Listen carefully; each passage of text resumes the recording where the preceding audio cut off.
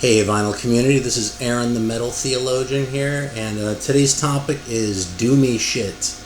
Now, I'm kind of using the term deliberately because a lot of the stuff I'm going to talk about here probably wouldn't qualify as doom anymore. It's funny, it seems like doom as a term has changed over the years the way the term black metal has. You know, if you're a little older like me, black metal used to mean, Bathory was sort of the extreme end, you were really talking shit like Venom, Merciful Fate, and that's really not black metal by today's standards anymore. I mean, when you're talking about black metal now, you're really talking about what to my ears is a completely different genre of music, and one that I didn't really appreciate at all until I learned to listen to it as a completely different genre of music and something just completely separate from heavy metal as I knew it growing up and continue to love to this day.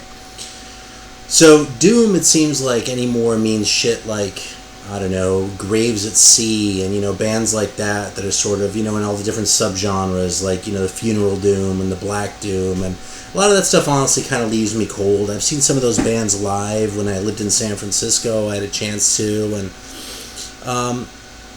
if there's one thing actually that ever gave me appreciation for it, it was I was hanging out with a friend of mine, and I was sort of bitching. I think the band was actually Graves at Sea too, and I was kind of bitching about the fact that like each note, it was just like, and I was like, dude, there's fucking nothing going on. It's just going there. And he was like, well, here's the thing about this kind of doom is when you're listening to this shit, you fuck every note. And I was like, well, I can kind of dig that on some level, but it still doesn't do anything for me. So what I'm going to talk about here is old shit. I'm going to talk about shit like, the bands from mostly the 80s that were listening to a lot of Sabbath and really influenced by Sabbath and that kind of doomy vibe. So I'm talking shit like Trouble, Witchfinder General, Candlemass, and the real purpose of this video is to talk about some favorites, but also to highlight some obscuros that maybe you haven't come across. And to that end, I've saved a couple of my personal favorites for the very end. But we're going to start off with a personal favorite, which is the record I've chosen to be representative by Candlemass. This is Ancient Dreams. I do like all their records. I think 3 or 4 are great. The one that actually turned me on to them, I came to this band very late. The one that turned me on to them was their comeback record, the one with the white cover, just with the cross on it, from the mid-2000s, maybe 2005 or 6, something like that it came out. I think that's a fantastic record, but listen for listen, this one, even though it took me the longest to get into because the songs are more long and epic and kind of over the top, is the one that's paid the most dividends for me over time, as far as the one I keep coming back to over and over. By my standards, this is a very long record, but man, I love every fucking minute of it.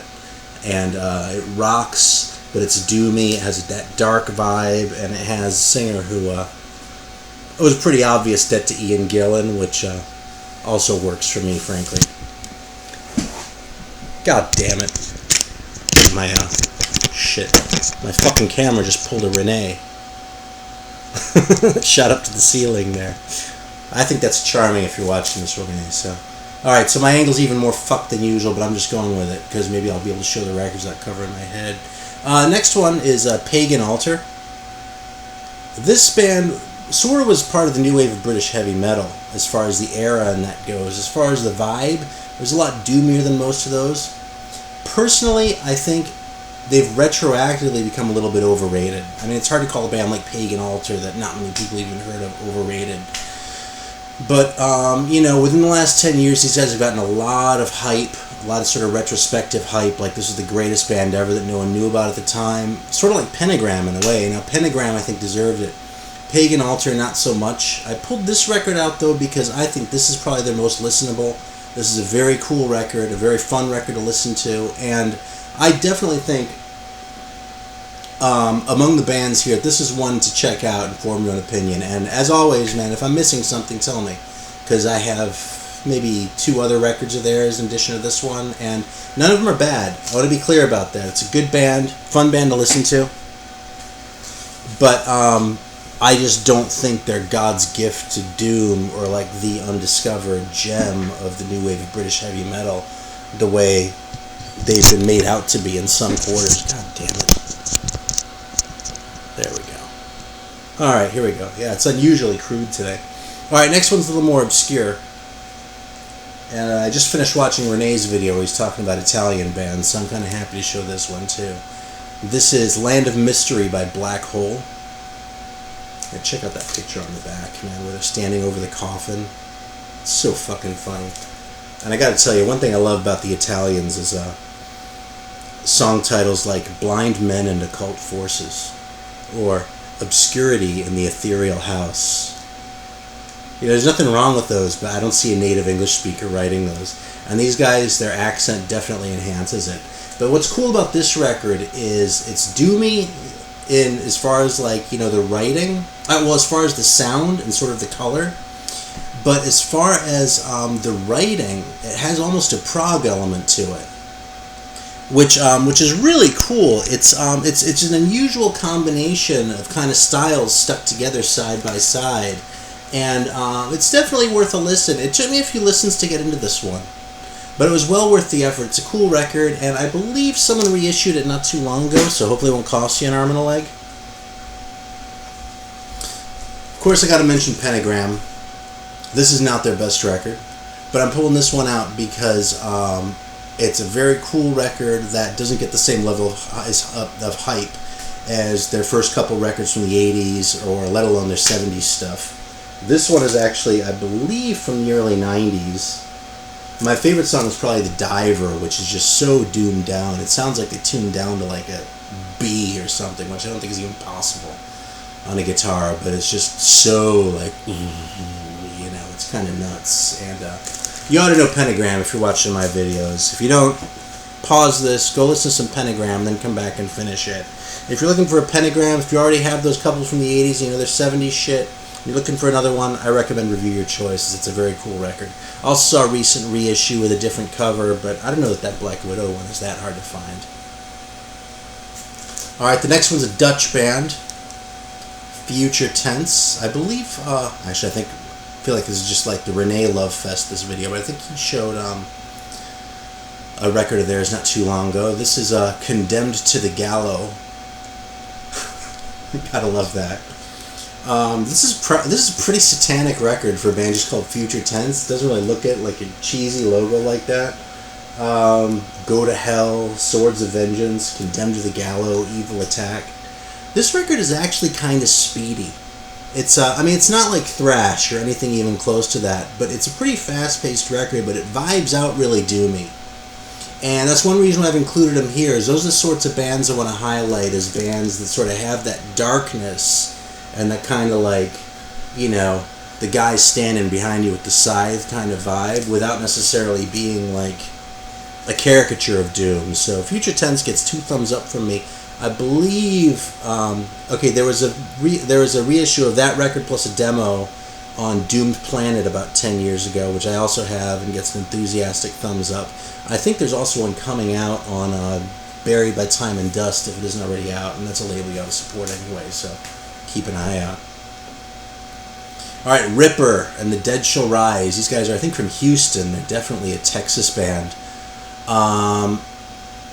Just a weird... This is like a horror movie soundtrack of a record. I don't have a lot of records that I say that about, but this one just sounds like there's a fucking Hammer movie, and they were like, let's just write a record based around that. It doesn't sound like a soundtrack in the literal sense of like, this is what would be playing behind the horror movie, but like if you took a horror movie and put it on record, it would sound, and it didn't have a story, it would sound something like this. It has a guy and a woman who both sing, and they're both just like screaming, especially the woman, like Sadie Payne. Like a lot of times it sounds like, oh, it's the guitar player's girlfriend, you know. This woman, first of all, she plays bass too, but she sounds awesome. She's just like wailing, and it's just like adds to the whole doomy aspect. And plus, look how awesome they look, man. They wear fucking costumes like that. They get a big thumbs up in my book. Okay, gotta mention Trouble. So here we go. I'm going to call out, I think High Roller gets plenty of love in the vinyl community, but in case you overlooked this one, this is an awesome live set, I believe from, it's the Skull era, so stuff off the first 2 records, but you also get little gems like them doing a cover of Son of a Bitch by Accept. It's a really cool sounding live record. The sound is really good, but it also sounds like whoever was recording it was really close to the audience, because they're like songs you can hear someone like yelling through the whole thing or talking, and it really gives you that feeling, you know, from by the standards of like Deep Purple's Made in Japan. It's not a well produced live record, but by the standards of like what it sounds like when you're at a show, this is great. So check it out if you haven't already, because if you're watching this, you probably already have the first one and The Skull and Run to the Light, which you need. Next one, St. Vitus. I picked this one because this is actually, I don't remember seeing this one around back in the day, when, just like everyone else, frankly, I was unjustly ignoring them. Yeah, I mean, I don't really know what to say. I think St. Vitus, I think pretty much all their records are really good from start to finish. I like Wino's stuff. I like the original singer, too, who's on this one. I'm spacing his fucking name, which is a little embarrassing, but what the hell, I can't prepare for everything before I do these things. And one take, baby. So, yeah, St. Vitus for me, actually, was one of those bands I didn't really appreciate until I saw them live. There aren't a whole lot like that, but I went to see St. Vitus because it was St. Vitus coming to town. I couldn't miss out on St. Vitus. And I saw them, I went in there kind of thinking, yeah, they're kind of cool, I kind of dig what they're doing, but, you know, whatever. I went in there and they fucking blew me away. Just a great band live, great stage presence, great songs, and it changed their records for me, man. I went out and sought them all out. Everything about spending a lot of money, by the way, on originals for these things, as opposed to the reissues that have been coming on SST. I heard from one of the guys at SST when I called and asked about the reissues. The new ones that have been coming out aren't even really reissues. The covers have been sitting around since the 80s because they couldn't give the shit away back then, and they've been repressing the vinyl using the original label designs and the original plates. So it's really just another run of the same shit. The actual covers are original. So don't spend $40 for a record that's been sitting around in someone's garage. Just spend $10 to get it from SST. Witchfinder General. You probably all know them too. I'm going to take this opportunity to show off my Soviet Invasion EP. Great record, as are both their full lengths.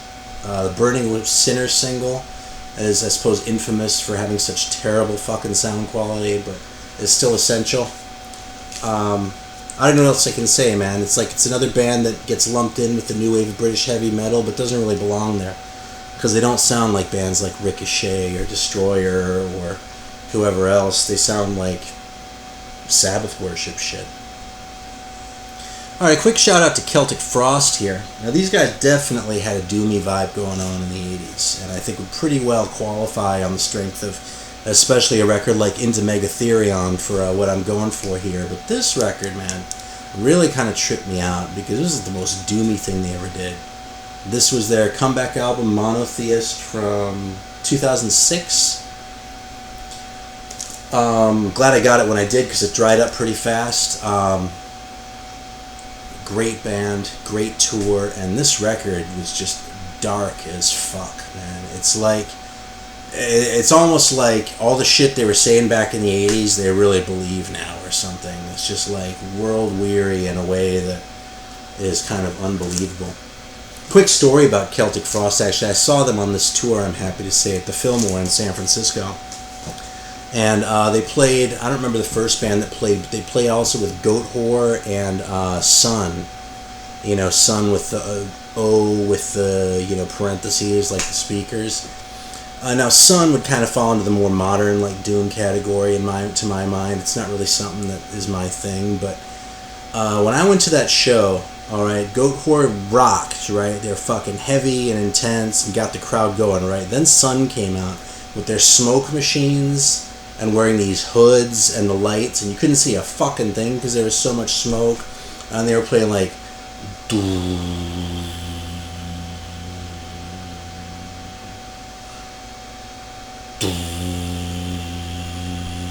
you know, like that.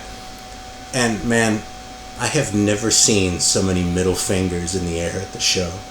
Like, I swear to God, half the audience was like, oh, like middle fingers in the air, boo, boo, like half of them. And the other half were digging it, right? But man, I've never seen anything like that at any show before or since. And I came away from that going, man, those guys are doing something right. I mean, talk about provoking a response. They provoked a fucking response. So, Man, I don't own any of their records. It's a little hard to imagine I'd be sitting in my living room and put one on just for pleasure, just for me. But I gotta give them some props, man, because like I said, they're doing something right. So anyway, the next one's kind of a rare one. Very Sabbathy, very doomy, and 1980. Hell's Fire by Mistreater. You got to check this one out if you haven't heard it. As far as I know, no, they made another LP after this. They made 2 total, plus a 7-inch. I haven't heard the second record. It's a lot later. It's about 86, and it's supposed to be a lot less perfect than this one. But this is an awesome record, start to finish. Doomy, heavy, dark, rockin'. Perfect combination. Probably my favorite song is Evil Woman, if you're going to go flip over on YouTube and check them out. Strings on the bass sound so loose, just rocks all the way through. And the singer is kind of like, kind of comparable to the dude from Witchfinder General as far as being technically not a very good singer, but sort of, you know, the Ozzy school of just, you know, sort of the nasal kind of, I'm just belting it out and I don't give a fuck, so good shit. Alright, here's another obscure one, 2 tracks. A bunch of these turned up not too long ago, but this is the Child Saint EP from Placentia, California. These guys almost had sort of a Jesus vibe. In fact, I thought about including them in my Jesus video, but it's just not quite enough, you know? Very obscure. I mean, I'll buy any record with just a big logo on the cover, man. I eat that shit right up. But I Am Future, total, like, doomed out vibe, slow, like, dark, kind of dark shit to it. Child Saint is a little bit more upbeat. 2 great songs. Here's another one now. One of the few records for Renee that I own that's actually on the Minotauro label. The only band that I know of where their first full-length record was a posthumous compilation. This is Death SS. And this is the story of Death SS. I'm going to bust this out and show some of these pictures if my camera can hack it. Look at that. You see those costumes? Like they picked a different character from a fucking horror movie. And each one dressed up as one. You have the mummy, you have the vampire. For the most part, this was Steve Sylvester's band, but this also includes the 145 they did without him, which was the Chains of Death single, which maybe I'll show sometime just to make y'all bitter and jealous. Yeah, a bunch of great shots in there. Fucking, look at this guitar. I don't know if I can get this on there. Right there. It's shaped like a cross, so when he plays it, it comes out like it's upside down. Fucking cracks me up, man. Yeah, dark shit. This is sort of like, I don't even know what to compare it to. I mean, it almost sounds like they recorded the shit, though. It definitely sounds recorded in a basement. Maybe in a cave. Like, a basement, like, for the mausoleum adjacent to the cemetery. You know, like, no treble in the guitar sound. And they kind of got a little bit more of a mainstream sound as they went ahead. And they're full lengths, they're real ones, starting with In Death of Steve Sylvester and then Black Mass. Those are very good records. But the early singles that are compiled on this thing, which are really fucking tough to find otherwise, just have a dark vibe. You can really kind of hear the late 70s in them because, you know, they started out in the late 70s, but they are definitely metal as opposed to sort of, you know, any sort of prog thing or no keyboards or anything like that. And man, just something you need to hear. Check out Death SS. And finally, here's the last one that I'm going to show, and this is really the one that inspired this whole video because this is a record that I think has been criminally underrated. It got panned in the metal press when it came out. And I think that the reason it got panned is because people just didn't quite get what the fuck this band was doing. And honestly, neither did I until about the second or third time I heard it, and then I realized it's fucking pure genius. It is Deliverance. And this is their first record called Devil's Meat, with a pretty hardcore cover, admittedly. It kind of freaked people out when it came out. The second record is like a joke cover almost. It's weird, but it has a similar sound.